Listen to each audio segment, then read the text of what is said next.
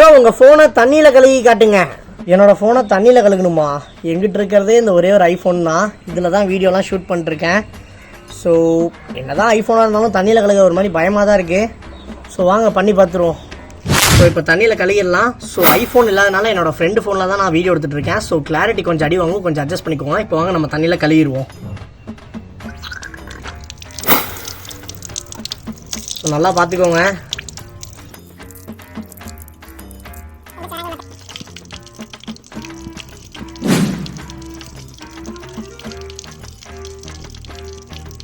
A few minutes later. So guys ஃபோனை கழுவி ஒரு 10 நிமிஷம் இருக்கும். என்ன தான் ஐஃபோனை நம்ம கழுவுனாலும் ஒரு மாதிரி ஃபோனு பக் அடிக்க ஆரம்பிச்சிச்சு. யூஸ் பண்ணும்போது ஒரு மாதிரி எனக்கு அன்கம்ஃபர்டபுளாக இருக்குது. இப்படி இதை சேலஞ்சை பண்ணி என் ஃபோனே முடிவுக்கு வர நிலைமைக்கு ஆகிடுச்சு. ஸோ ஃபோன் ஒர்க் ஆகலன்னா ஆப்பிள் ஷோரூம் போயிட்டு 10,000 20,000 செலவு பண்ணுற மாதிரி இருக்கும். லைஃப்பை தொலைச்சிட்டேன் நானா. Challenge completed. உங்கள் பேச்சை கேட்டு என் ஃபோனை இழந்துட்டேன்.